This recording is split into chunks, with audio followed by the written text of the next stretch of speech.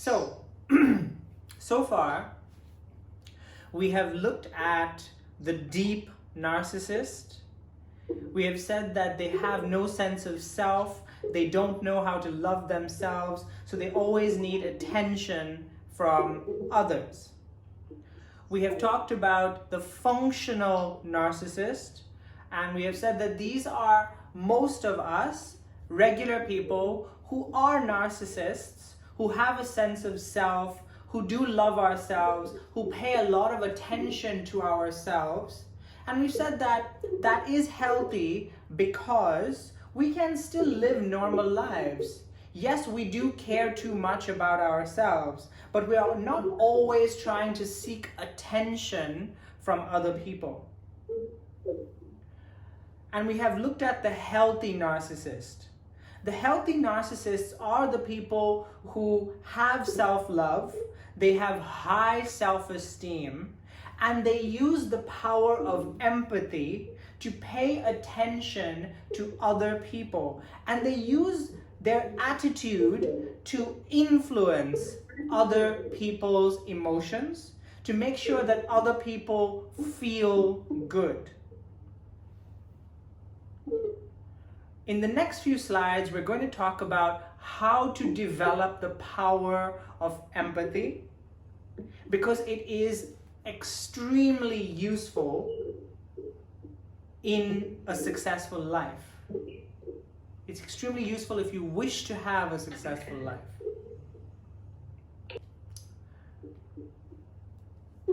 So the next thing I want to talk about is visceral empathy and mirror neurons.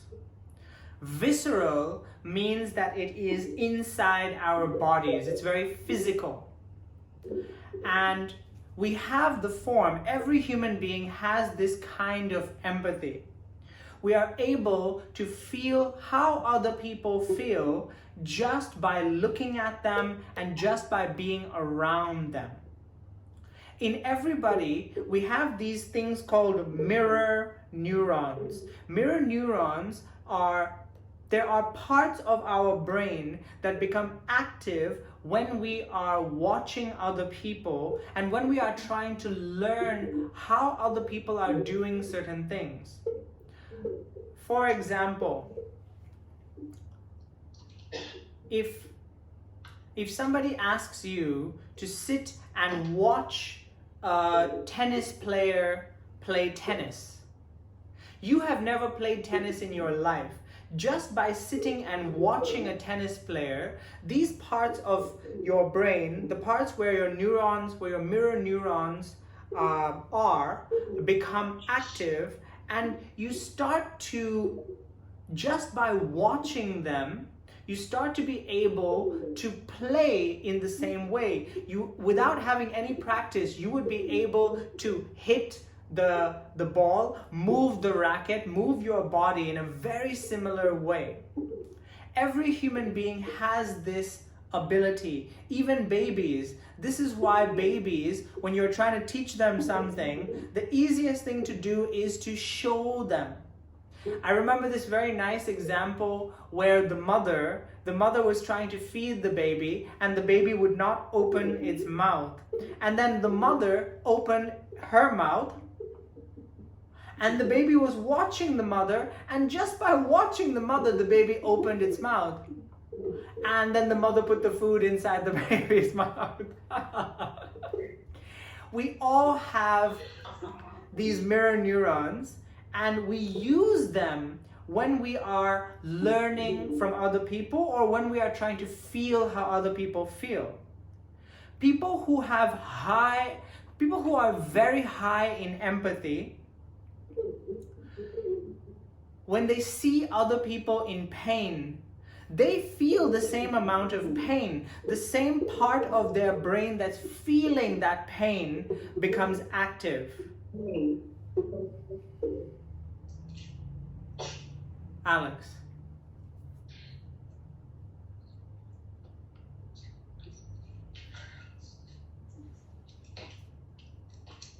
就是在讲到什么发自内一种发自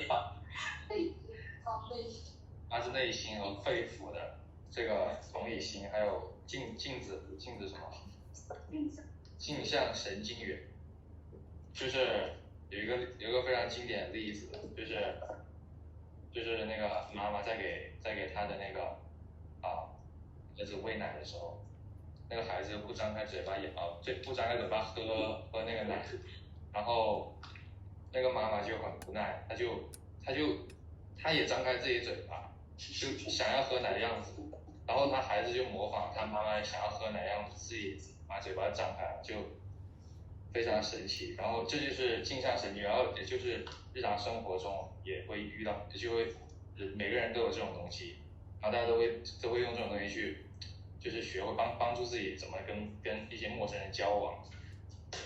就比如说想跟一个就还有一个例子就是想跟一个陌生人交朋友，然后就是你找不到跟他共同语言，也就是发现不了里面共同之处，然后就是很难交朋友，然后你就会模仿他的一些言行举止，或者是一些模仿陌生人的一些习惯，然后就可以让人家觉得都是一类人，然后非常亲近，然后就会有想交朋友的欲望。That's all. Okay.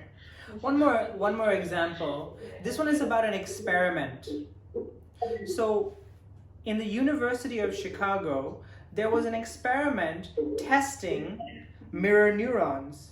And they were looking at the mirror neurons in healthy people who were high in empathy. And they were also looking at the mirror neurons in people who have psychopathy. Psychopathy is a psychological problem where these people cannot feel other people's emotions. So in this example, they asked a person to imagine themselves in a car accident. And by imagining themselves in a car accident, there were certain parts of their brain that became really active. These are the parts of the brain that experience pain. And then they asked those same people to imagine their brother or their sister or their mother, their family member, in the same car accident. And they found that the same parts of their brain were active. What this means is that it's not just imagining yourself in a painful situation that will make you feel pain. You will feel the same amount of pain, the same parts of your brain become active, even when you're imagining another person in pain. But there are people who have psychopathy. And for these people, they said, okay, can you please imagine yourself in a car accident? And they scanned the brain and they found, yes, these parts of the brain were active. They felt pain. They could imagine themselves in pain. But when they asked them to imagine somebody else in the car accident, these people, the parts of their brain where they have mirror neurons, did not activate. There was no activity in their brains. It depended. For some people, there was no activity. They could not feel the same amount of pain that other people would feel in that situation. But there were some people who had a very serious kind of psychopathy. And for these people, the parts of their brain that felt pleasure became active. When they were imagining that other people were feeling pain, they felt happy or they felt good about that. Alex.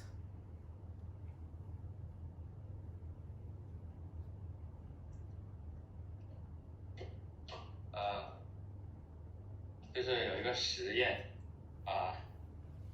就是一些研究者想要去看看这个人的大脑，就是一些组织，然后在那个就是有个实验，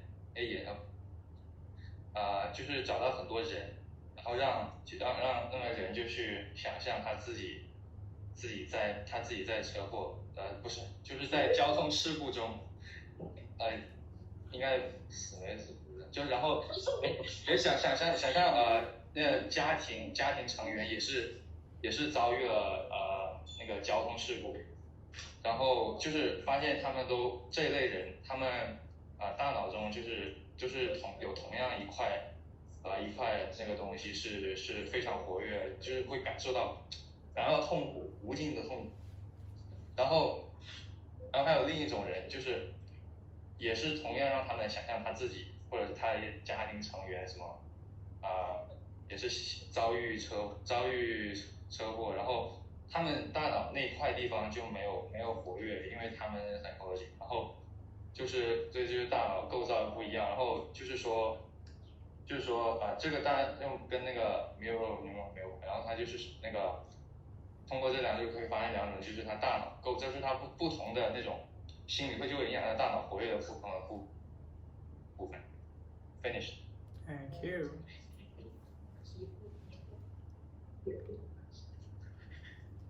Okay, the next one. Queenie, can you help me to translate the next one?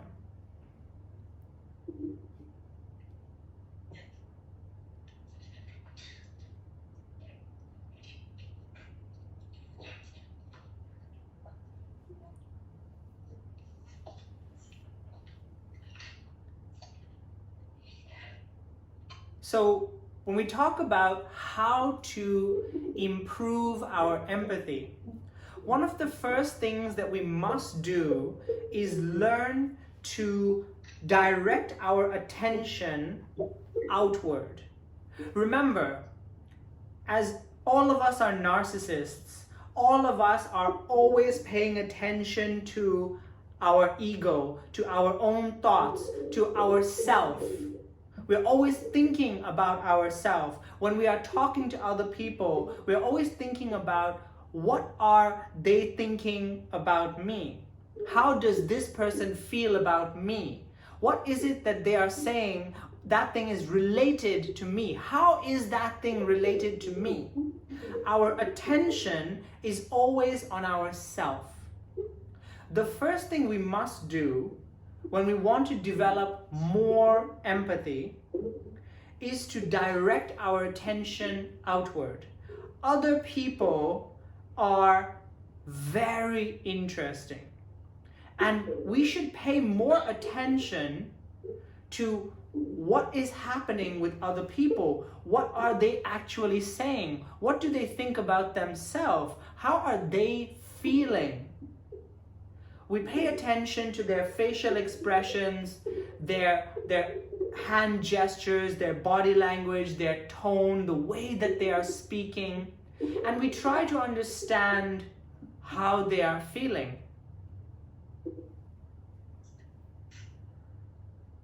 Greene. 就是人们总是会去思考别人就是说什么，然后去想为什么他们要那样子说。为什么会自己跟那件事情有联系？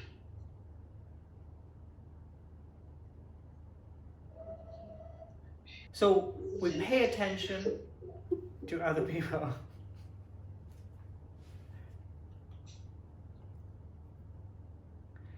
All right.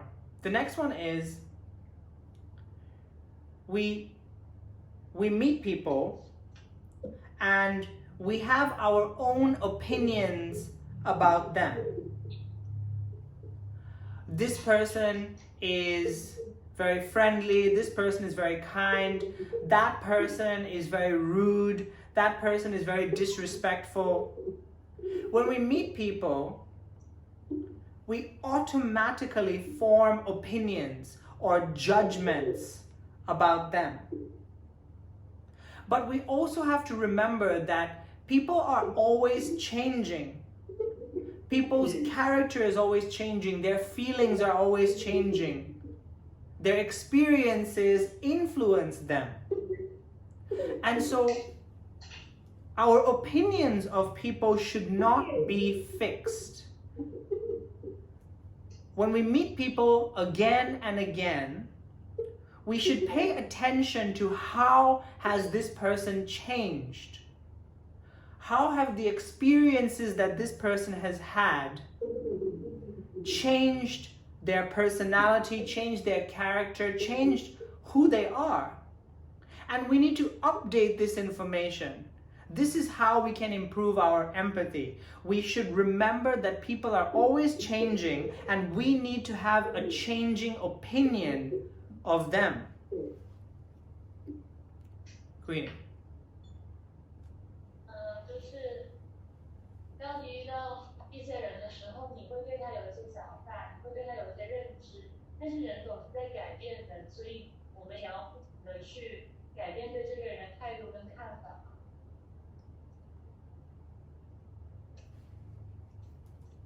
All right. Thank you, Greene.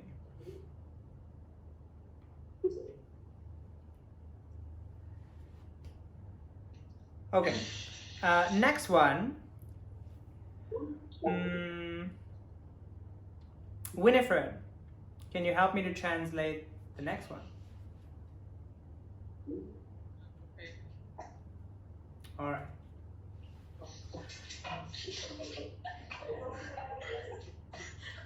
So we have talked about how everybody communicates non-verbally. People use their body language, their facial expressions, their hand gestures, and their tone of voice to communicate things to us that their words are not saying. To increase our empathy, the first thing we need to do is stop focusing inside us and to focus outside.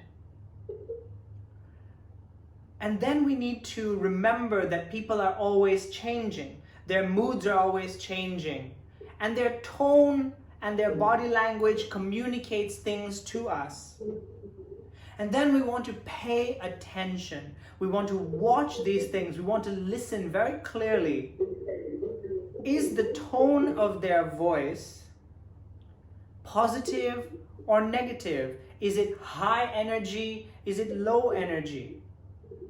How about their facial expressions? Are they using micro expressions that communicate anger, that communicate disgust, that communicate happiness, sadness, surprise?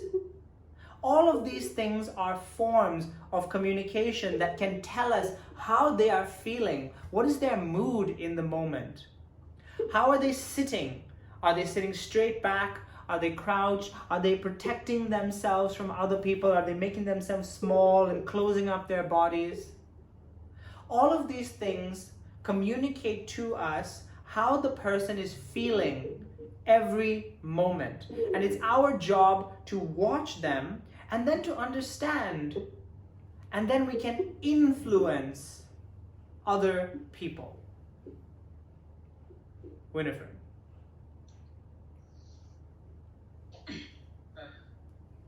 说就是在人的交流之中，然后人们就会用一些说像手势或者什么音调变化来这种辅助自己的交流之类的，就是也是另外一种交流，然后这种东西好像可以增加某种共情能力吧。然后就是我刚刚就是说在就是如果要增加你的共情能力之后的话呢，你就必须不仅仅专注于自己，更要专注于外界然后因为外界总是在改变的，然后我们就会想仔细听这些别人的这些举措是怎么样改变，然后就会关注这些，比如说这些人他们的情感是积极的或者是消极的，他们有没有做一些什么微表情啊，像是表现出他们的紧张或者愤怒之类的，或者这些手势，然后一些东西，反正就是可以表现出他们的情感，然后就他们就是他们做这些东西的意图是什么，然后他们想展示给人们一些什么东西。Okay, I finished. Okay.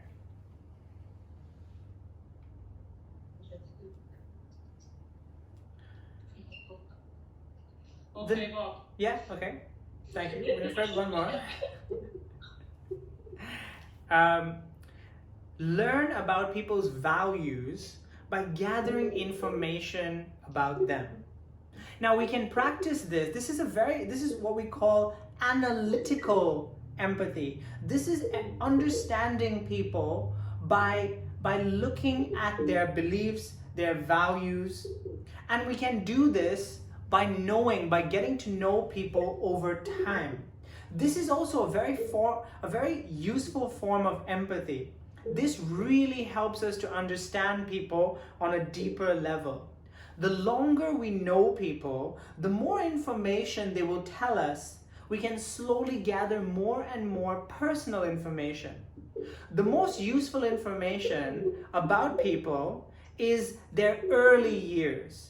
As you remember, the age of 2 to 5 is extremely important when it comes to narcissism and when it comes to developing a healthy self. We want to understand more about their relationships with their parents, because their relationships with their parents can tell us a lot about their values, their beliefs, their personality, their self-esteem. We can find out about their relationships with their siblings, their brothers, their sisters, because sometimes if they have brothers and sisters who are older or younger, it can tell us about how much attention they got from their parents, whether they constantly had to fight for attention or compete for attention, and how this has affected their narcissism. We can look at their choice of partner, the kind of boyfriend or girlfriend or husband or wife that they choose. This will often tell us something about their character. Analytical empathy can only be done by getting to know people over time. And it's also very important because, as I said earlier, people are always changing. You will have an idea of them, and when they tell you more, your own judgments, your own opinions or ideas are also going to change. And it's important to remember that you have to constantly update your knowledge about people to gather more empathy, to understand them better, to be able to feel how they feel. Winifred. OK， 这个部分好像是关于讲人的价值，或者是从别人身上得到一些信息，然后这就也是一种方法，可以就提升你的共情之类的。然后就是说，如果你更长的时间了解一个人，就会从他身上得到更多的信息，然后也会得到一些更加比如说更加私人的信息，这个就是他不一定会对很多人说的，然后就是要比较熟悉的情况下才会对你说一些信息，就比如说他的早年经历，他小时候干什么之类的，或者是他跟他父母的一些关系，然后跟他兄弟姐妹的一些关系，就是从这些方面可以展现他们的就是这些性格，或者他们相信什么样的东西之类的东西，然后这些东西这些方面上面可以看出来这个东西如何影响他们这个什么Narcissism，就是那个什么影响他们对自我的评判、自恋这些东西，然后也还有一种关系就是他们比如说他们跟自己的丈夫、妻子或者是一些情人的一些关系，也可以从分析他们对这些人的态度或者这些举措，也就可以看出他们的性格。然后如果他们告诉你更多东西的话，你就会不断的更新自己对他们的看法，然后从你对身边人的了解之中和对他们看法的变化之中，也可以得到一些关于如何看待更多的人的一些知识。对。OK, I finished. Okay.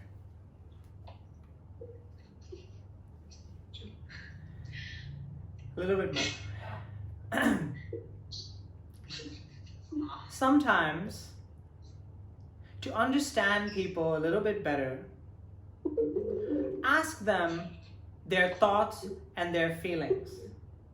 As you practice visceral empathy or feeling how other people feel, as you practice analytical empathy, understanding them over time, learning about their values, their beliefs, their relationships.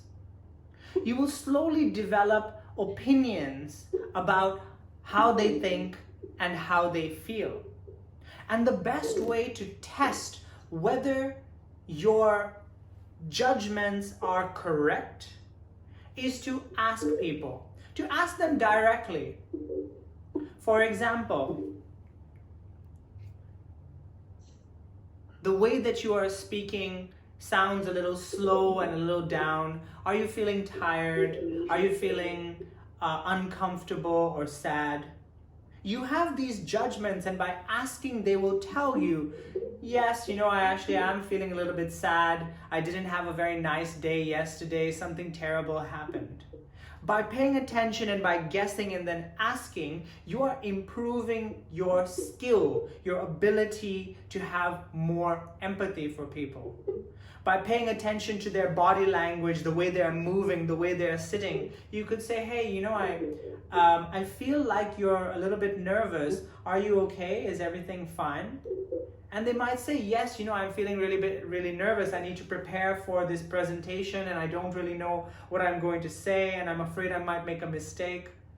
You're judging based on their body language and then confirming by asking them. Of course, this should be people who you know, who trust you, but it helps to improve your ability to read other people and to improve your empathy. All right, so that's our presentation, and I just want to summarize it very quickly before we end it. Today we talked about deep narcissism. We said that everybody is a narcissist, and there are healthy forms of narcissism, of paying attention to yourself, loving yourself, and then there are also very unhealthy forms of this kind of self-love.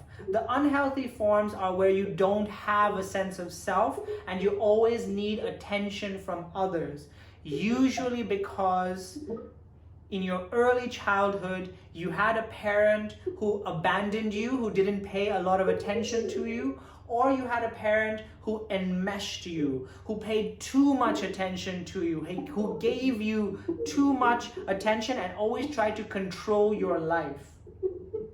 And this led to you not developing a sense of self and always depending on other people for attention and always trying to control other people so that you would feel good. I gave you some examples. I gave you an example of Leo Tolstoy and his wife Sonia, who were both deep narcissists and who argued and could not have a happy marriage because both of them could not care about the other person. Both of them did not have empathy. They could not feel how the other person felt. They could not understand the other person. They didn't want to. And then I gave you a very good example of Henry Shackleton, who saved all of his crew by that power of empathy, by paying attention to how other people felt so that he could influence their feelings and their attitudes so that they would not lose hope, so that eventually they would survive. And then we talked about mirror neurons and our natural ability for empathy. We talked about paying attention to people's body language, tones, gestures.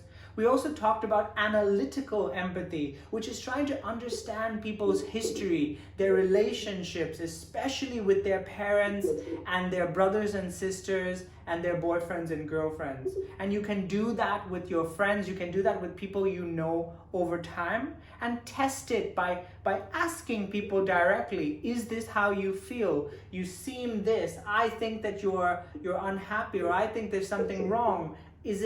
Are you feeling a certain emotion? Are you worried about something? And test whether your judgments are correct or not. This helps to improve your empathy, and this makes you a more successful person because it improves your relationships with other people.